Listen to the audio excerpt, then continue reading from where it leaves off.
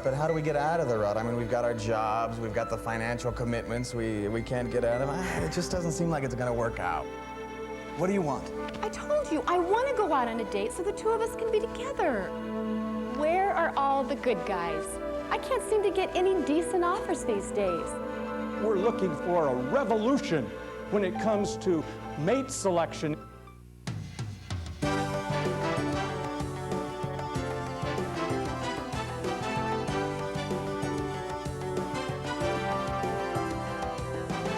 A lot of the things that Neil Warren talked about today were very meaningful. I think we took away some things that will really help us. We know what the principles are that lead to great marriages. Love is the most powerful single force in the world. When you get married, your chances of marital success will be extremely high. Listen to me on this one. This is crucial. Don't you marry anybody until they get healthy. Good teacher, hard work, dramatic results. That's what we're looking for. Getting your life with Christ in order first is the primary focus. That hit home for me. We've got to have a revolution. It needs to begin with people exactly like you. We got to hang on, we got to get tough. You're going to become a veritable expert on how to choose a person with whom you can live a brilliant marriage.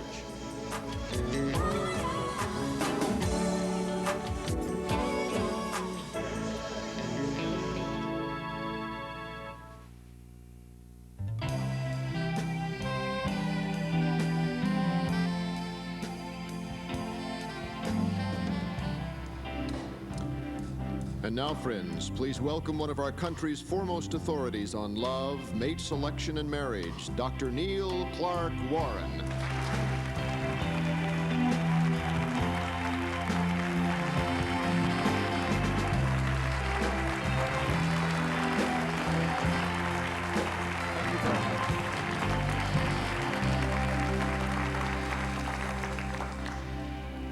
If I told you that there is just one quality that would take your marriage from ordinary to spectacular, what would you think it might be? What would that one quality be? What would you guess it would be? Communication. What kind of communication, and who said that? You? Just a minute. I've got a mic right here. What kind of communication are you talking about? I said it.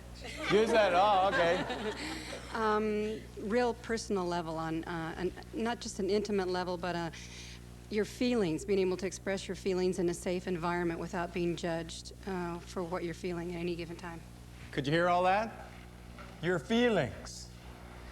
Your feelings, a deep level. Anyone want to add to that? Because that is the answer. That is the answer. Someone want to add to that? Yes. Someone actually validates those feelings that you do have. Oh, she is really, that's very, very insightful.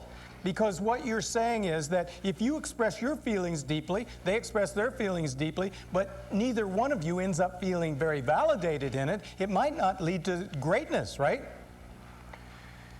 Now, what I'm suggesting is that before you get married, you make a determination about whether you have the ability with this other person to do this thing that will turn your marriage from ordinary to spectacular.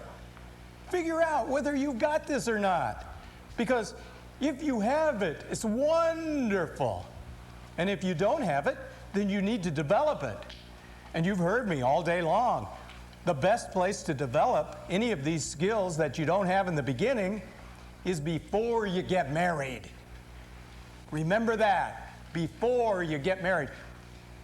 Let me just say a word about why I think that is. Unconsciously, when you get married, I honestly believe that the person you marry says to herself or himself, says, this person committed themselves to me for a lifetime, no strings attached, unconditionally, and they knew that I was not perfect, inadequate, defective, whatever it is, And now that we're married, they want me to change that? There's resentment built into that. I'm saying, hey, look, if you're going to enter into a covenant to be involved with this person for a lifetime, at the point you enter into that covenant, you lose a whole lot of your power. And so you better be ready to live with whatever behavioral or personality problem the person has.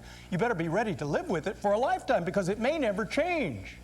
Whereas if it really matters to you, front end, you deal with it. One of those situations is the matter of how intimately you can talk. Now, what I'm talking about here, what I'm dealing with is something on the verbal level.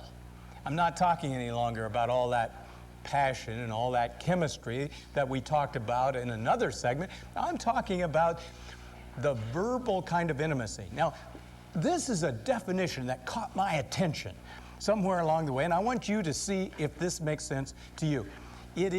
Intimacy is the sharing of the innermost. The sharing of the innermost. Whatever is deep down in you, you share that. Whatever's deepest down in you, you share that, and when you're doing that, you are being intimate with someone. Yes? I heard someone describe intimacy as into me see, and I really liked that. I thought it was very beautiful. Okay, into me see. You see, that's what you're basically doing. You're allowing another person to see way into your insides. And I want to just show you this because it goes along with what this woman is saying. The greatest psalm, in my opinion, that is in that whole group of psalms is the 139th psalm. And David, or whoever wrote that, was talking about his relationship with God. And notice what he says. He says, "You know me. You know when I sit and when I rise. You perceive my thoughts from afar. You are familiar with all my ways. Before a word is on my tongue, you know it completely, O Lord." Now, this is perfect intimacy, right? This is the God of the universe that you're talking about, who created you. And what David is saying is, boy, this is incredible, this intimacy that I have with you. And so what I'm suggesting to you is that all of us, perhaps, need to begin looking at the intimacy we have in a relationship in light of this ideal, this perfect kind of intimacy. I'm talking about something that all of you know a little about. Deepest feelings, dreams, fears, joys. It is when this core information is revealed that partners become acquainted with each other's inner workings. In this process of discovery, they gain vital information about whether the two of them belong together for a lifetime. Now, there are 3 points that have to do with intimacy that are important for you to get a hold of.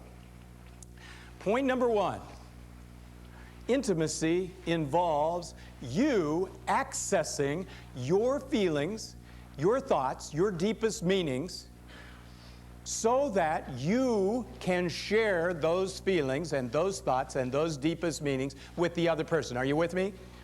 If you can't access your deep thoughts and feelings, then you don't have very much to say. The very first step in intimacy is discovering who you are so that you can share that. Have you ever been around a person who simply doesn't know how to talk about themselves? It gets boring really fast, doesn't it? I mean, intimacy doesn't work if one person is not a talker. How'd things go at work today? Okay. Oh, good. Boy, that gets us off to a real fast start. I mean, a running start. And how are you feeling right now? Fine. Fine. Fine. I mean, you haven't looked on the inside of this person at all, right? You want to hear what it's like down in there. You'd like to hear them say something like, well, I got to tell you, when I left for work this morning, I had such a mixture. I mean, I was kind of hopeful that it would go better, you know, with Bob, because I got into that conflict with Bob yesterday and my stomach was kind of fluttering. And I got there, and lo and behold, Bob came up to me and he hit me on the shoulder, and Bob said, You know, I'm sorry about that thing that happened between us yesterday. You and I, our friendship has just grown by leaps and bounds. And I care so much about you. And you know, I mean, I got to tell you, my heart nearly jumped right out of my shirt. I was so excited that Bob felt okay about that. Man, wouldn't that be wonderful? If somebody could talk to you like that. Are you seeing on the inside of this person? I mean, all of a sudden you kind of have this feeling, whew, I really know this person. This person can access those. How'd things go at work today with old Bob? On? How much information do you have about that person compared to that other person? I'd say about 1/100000th as much, right? And what I want to tell you is that if you want to get really good at intimacy, then you've got to learn about who you are. You've got to understand what your feelings and thoughts are, way down in the deep parts of you. The deeper you go in understanding your own thoughts and feelings, the more information you have to share with somebody that they want from you. Do you think they want fine? No. You could just keep fine to yourself. I mean, just don't answer me if fine is the only thing you're going to say.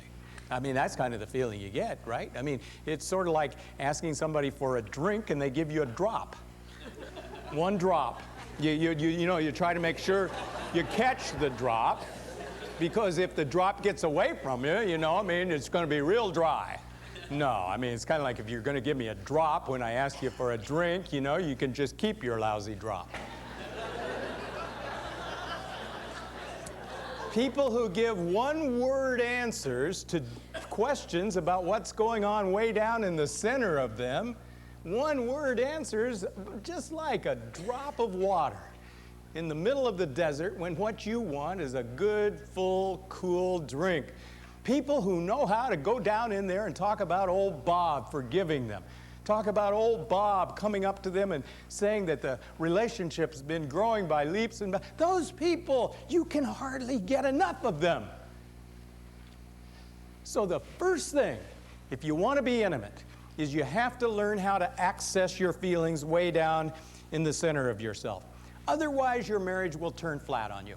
I saw some balloons that someone had left on a tree up by our house. Last night they had a party. We saw all the cars. And the balloons were big and full last night, and they were blowing from this tree, from this bush. And there were 4 of them, and I noticed how pretty they were. They were just blowing up there. And this morning when we came down, I noticed the balloons were about half the size. Why? Because all the air had gone out of them, and they didn't look nearly as pretty.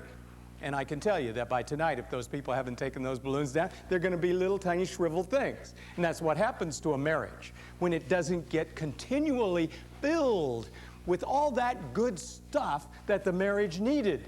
The balloons need air. The marriage needs intimacy. You have a marriage in which the intimacy really flows. And you have a marriage that's like that. Red and blue and green and purple. It's beautiful, and it waves in the wind. Get a hold of your deepest thoughts and feelings. I remember when a young couple came to me a few years ago. I talked about them in the book. I've changed their names, but that's all. I've changed their names. I say we're Dennis and Jody.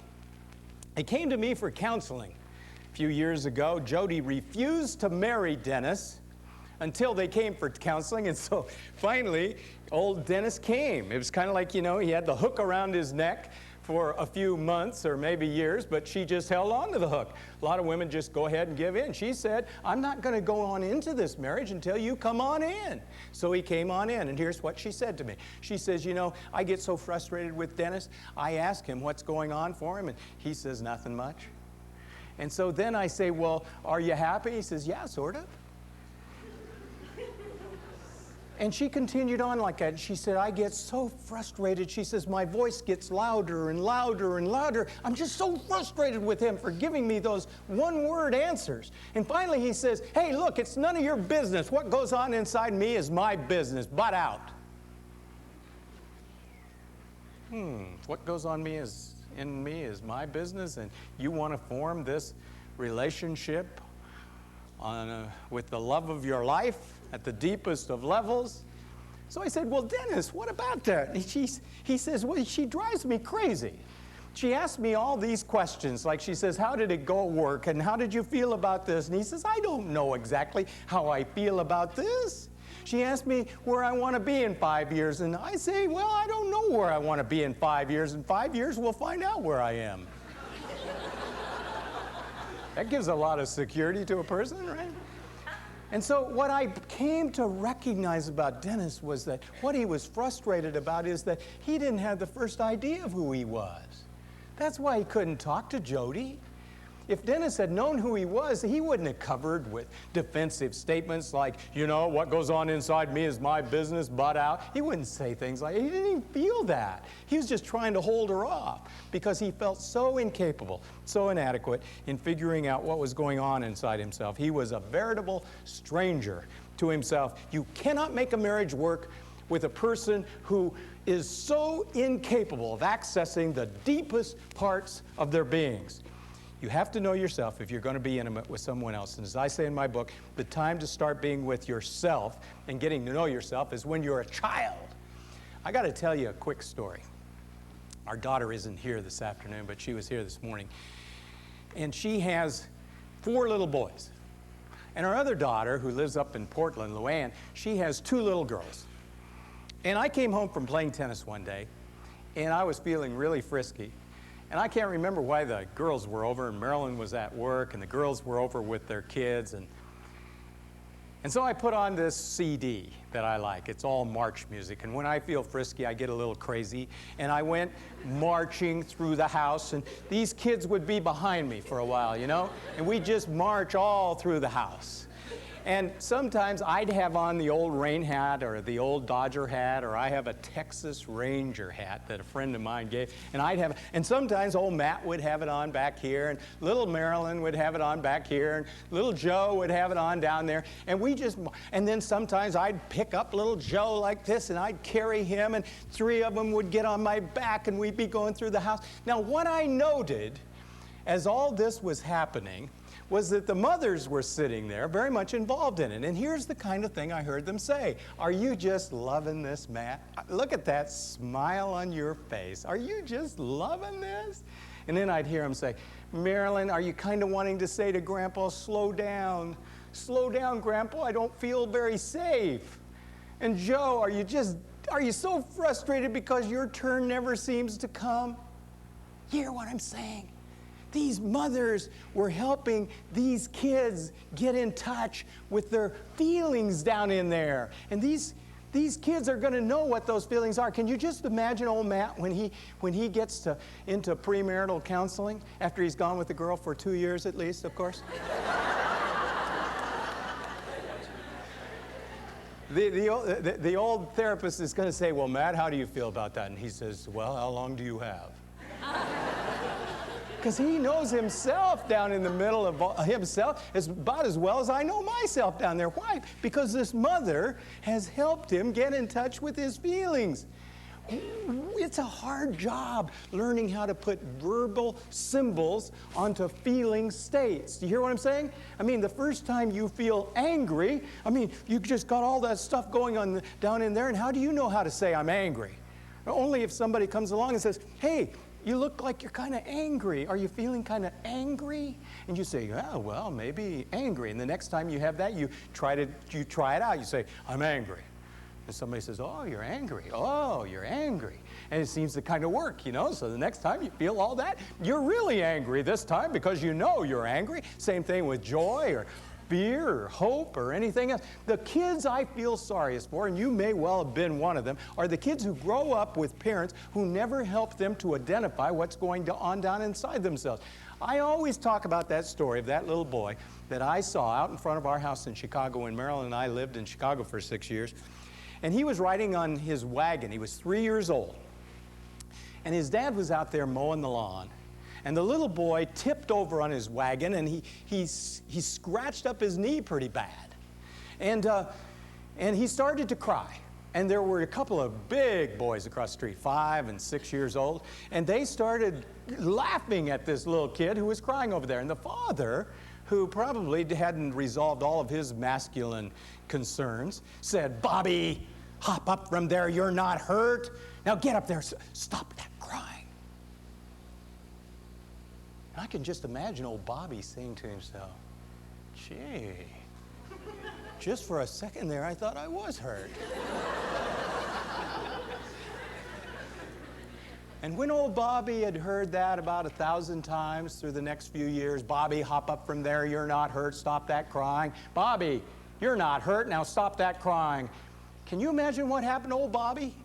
He came to think that what happened inside him wasn't to be trusted.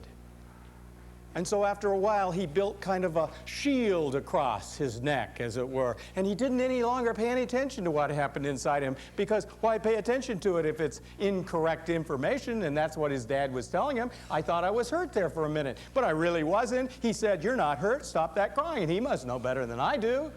And that's what happens to so many little boys in our culture. So many little boys never get in touch with their tender sides. You know why? Because we are scared to death in this culture that our little boys will be tender. We're scared to death that they're going to get in touch with some weakness, because we feel like weakness may be a next-door neighbor to effeminacy. And effeminacy may be a next-door neighbor to homosexuality. And so we try to keep our little boys externally oriented. Come on, now, let's see if you can hit this ball, Bobby. Come on now, hit it hard. Let's see if you can shoot this basket. Let's see if you can throw this ball with a spiral. We keep our little boys external to themselves. They don't have anything. And so now little Bobby gets into a relationship with little Kathy. I mean, she's not little, but she lived on the street, 20 years ago, and they're 26 and 27 years old. And little Kathy went to this Finding the Love of Your Life seminar out in Pasadena, California a few years ago. And she came to the conclusion that she needed to have someone with whom she could be really intimate before she got married. They needed to have mastered the art of intimacy. And little Bobby doesn't have the first idea about how to be intimate. Why? Because he put that thing across his neck. He didn't trust his feelings because his dad kept saying, you're not hurt. We've got a situation in America today, and this is exactly how it's symbolized to me. I have a line going from my office out to the street of women who come in, and here's what they say, one at a time. I can't seem to talk to my husband. Why not? Well, he just doesn't talk. He just doesn't seem to know what his thoughts and feelings are. I've actually thought that I could make a lot of money. What I could do is I could write out a page for men, and it would just be a one-page, 8.5 by 11 thing, and I could just write out a whole bunch of feelings, and then they could put it, if they're husbands, they could put it right next to their bed at night. And I would sell it along with one of these little flashlights. And so they could just kind of, in the dark, I am feeling very warm and tender toward you.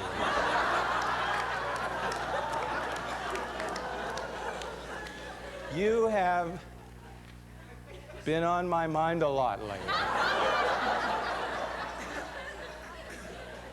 More seriously, what I want to tell you is that if you're a man and you grew up in a household with people who encouraged you not to get in touch with your insides before you even think about getting married, you get 10 hours or so with a psychotherapist, with a counselor, with your pastor, with someone who will just listen to you talk about what you think and what you feel, because if you do, you will have so much more to share with someone else. Step number 1, learn how to access your feelings so that you can tell someone else about what's going on your insides. Step number 2, learn how to listen. Show me a good listener, and I'll show you a person who makes everybody around them a great talker. I still remember reading that Carnegie book. I started to say Norman Vincent Peale, but Dale Carnegie, on how to win friends and influence people. And I was a little guy, I was probably in junior high school, and I read that book. And I remember that Dale Carnegie said that the greatest conversationalists are the people who really learn how to listen. That when you go home from a party and you've listened a lot to someone else, you know that the other person who goes home from the party is going to think that you were a great conversationalist.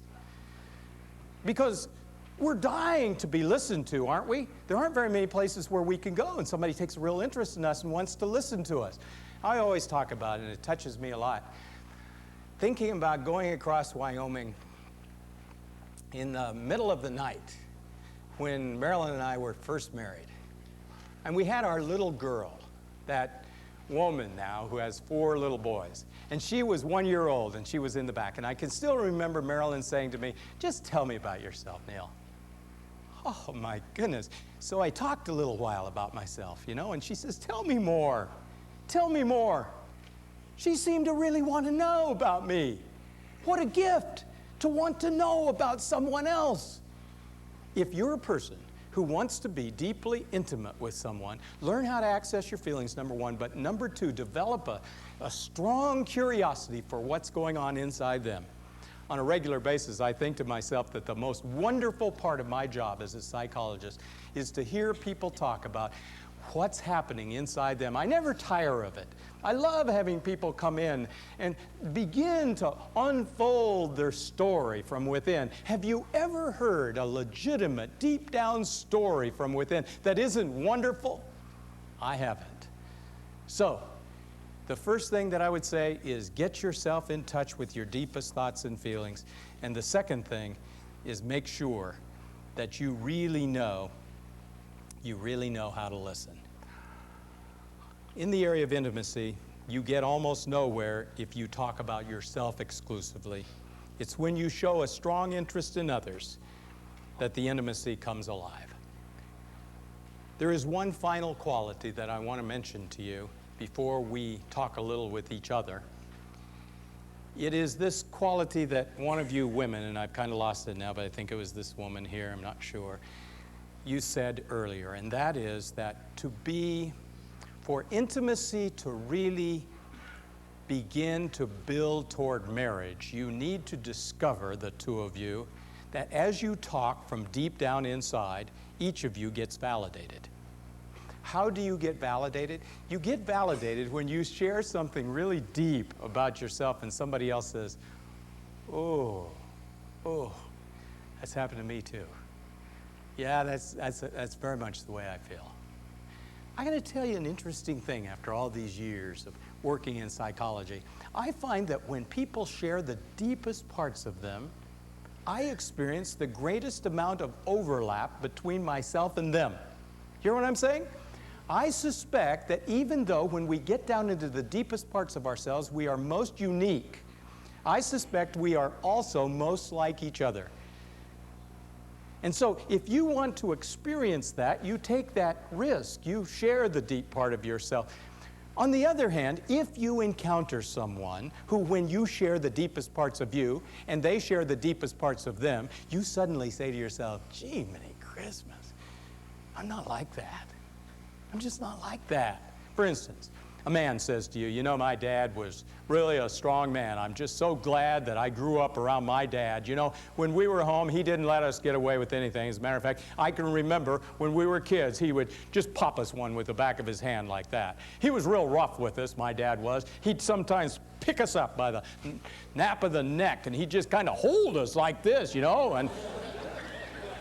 And you know what I've got to tell you, I really like the way my dad was, and that's the way I plan to be too with my kids.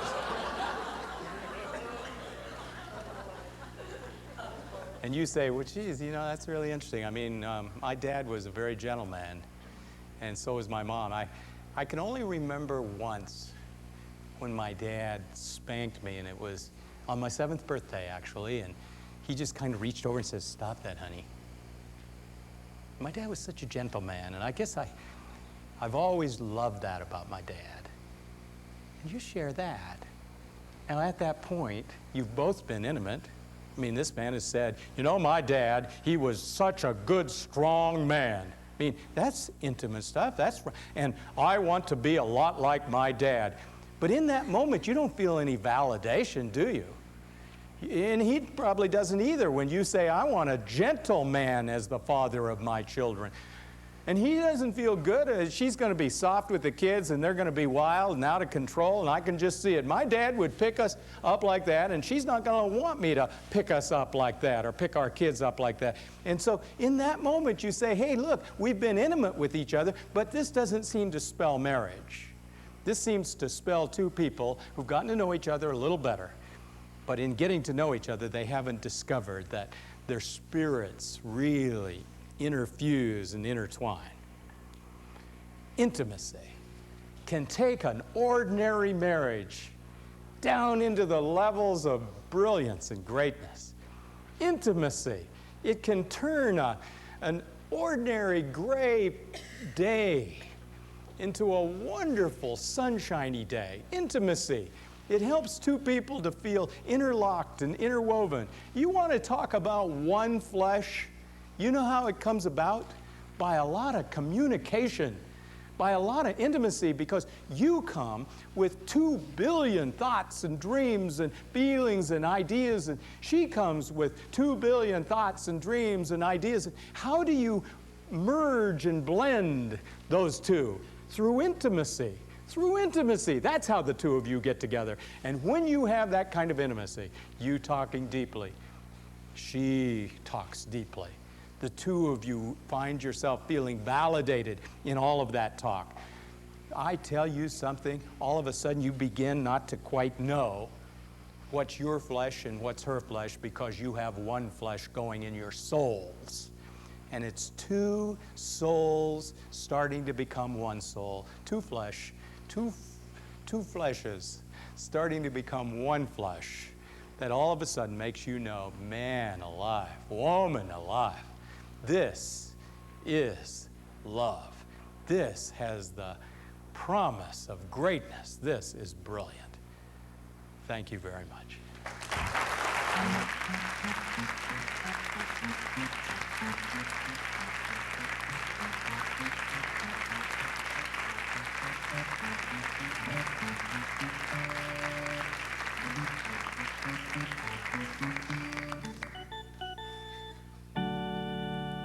I tell you, I've been on that freeway for 15 minutes. It's supposed to take 5 minutes to go, what, 1.5 miles? They were funneled all 4 lanes into 1 lane on the freeway. I can't believe it. I wondered where you were. Now, get your coat. Come on, we gotta go. We're gonna be late. Late for what? Late for our dinner reservations. What? You made dinner reservations for tonight? Now, come on, get your coat. Let's go. We're gonna be late. Well, no, I don't want to go out anywhere tonight. Come on, I made dinner reservations at the Chart House so we could have a romantic evening together. I thought we could walk on the beach, watch the sunset, just spend some time together. Come on, let's go. Well, now listen, that sounds really great, but I just need to relax and take a rest, and you know, I want to watch the final playoff game tonight. Oh, that's what this is all about. The basketball game. Well, no, you knew I wanted to watch the final playoff game. Oh, the final game. Al, there is no final game. There's always another final game and another final game and another final game. No. This is the final playoff game. There are no more games after tonight. Yeah, until baseball or football or there's always... Fine. What do you want? I told you, I want to go out on a date so the two of us can be together. Well, we can be together. I tell you what, we'll stay home, just the two of us, and we'll order pizza, and we'll watch the playoff game together, just the two of us. You mean just the 3 of us? You, me, and the television with the basketball game. No, okay, we'll go out. I'll tell you what, let's go to the sports bar. With their big screen TV? I don't think so. Al, when was the last night we were alone together, just the 2 of us? Tuesday night. Tuesday night, you were on the phone with John for 2 hours. You know, all I wanted tonight was just a special evening with you. A time when we could really connect. Obviously, you don't have a need to have a special evening with me. You stay home and watch the basketball game. I'm gonna go. Wait. This is not right. You're right. It's more important for us to be together. I'm sorry. You're right. I didn't mean to say that. Let's go make your reservations. You know, I know how important this game is to you. Let's stick a tape in and we'll watch it together when we get home. All right, Dad, but no radio in the car. I don't want to know the score before I watch the game on tape.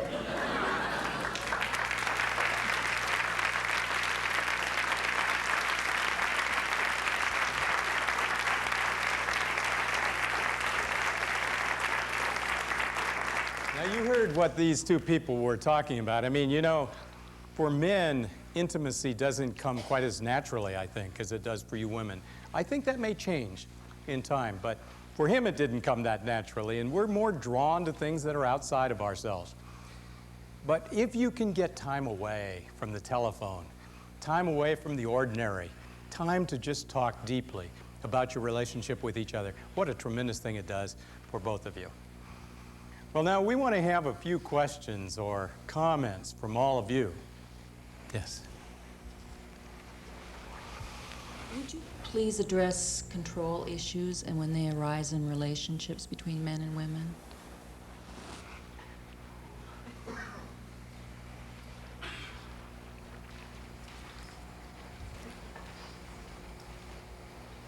What kind of control issues? This is designed to get me just a little more time to think about that one. You know, whenever you hear someone say, "Could you repeat that question?" you know what's going on. They're saying, "Oh, gee, how am I ever going to deal with that?" What kind of control issues?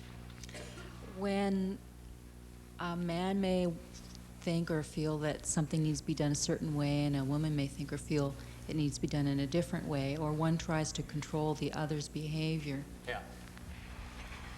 To some degree, we are going to encounter this in conflict resolution, which is our next segment. But let me tell you something. When I have people come to me in psychotherapy because one of them feels like they don't have any control in the relationship, I need to tell you that I think it's about equal between men and women, that feeling of losing control. I try to make sure that we start right out taking inventory of where you feel like you've lost control, where the other person has tried to take the control away. Where do you feel that? And very often, for the man, he will feel it in the sexual area. Because one powerful kind of hold on the relationship that the woman has is sexuality. You know that. And the place that the woman most frequently feels that she's lost control is in this verbal intimacy area. If he doesn't want to talk, you go crazy. Because, you know, it is literally like your soul is starving. It's like it's getting more and more emaciated, and that balloon is getting flatter and flatter, and sometimes you feel like the only thing that's holding you together as a marriage are the children. Or the only thing that's holding you together in the marriage is the pain of one person, or the ordinary routine of the marriage. It just sort of, you know, keeps going like that, but it's flat because you've lost control of the intimacy area. I strongly encourage you people, if there's any place in your marriage where you don't feel in control, you get right to your pastor or to your counselor or to your psychologist or to someone and you deal with it, because anywhere in your relationship you lose a sense of control, you will automatically begin feeling resentment. And to a marriage, resentment is a killer. It's as much a killer as cancer is to a body. It will eventually burn a hole in your marriage until you don't sometimes really want the marriage anymore. If you find yourself losing control in any part of your marriage, you get to somebody who can help you. I've seen all kinds of marriages so wounded that come back to life again when people wrest the control back. And it's not always like the person who has had the control really wants it all. And one more question before we have to wrap up. Yes, sir, let me get this mic to you first. The principles of effective, emotional, deep communication just go beyond the marriage relationship, and that I guess what I would offer as an encouragement is that it is never, ever too late to start. Ooh. Now, is that a nice statement? It's never, ever too late to start. I think that's exactly right. I don't care how long you've gone without being a person who can access your feelings. I don't care how late in your life you are. You get about the task of discovering who you are. I want to tell you something, the last thing that we're going to say here today.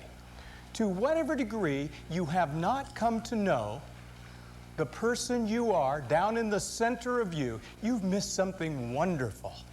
Something wonderful. There's not a person on earth that God didn't create beautifully. And when you begin to discover that creation, it is so carefully done. It is so wonderfully defined.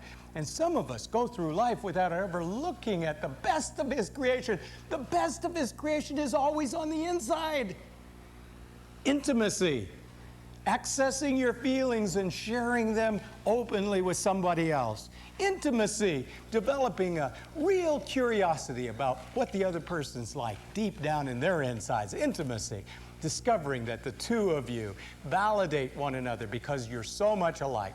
Intimacy, turn an ordinary marriage into a great marriage as soon as you become a master of it.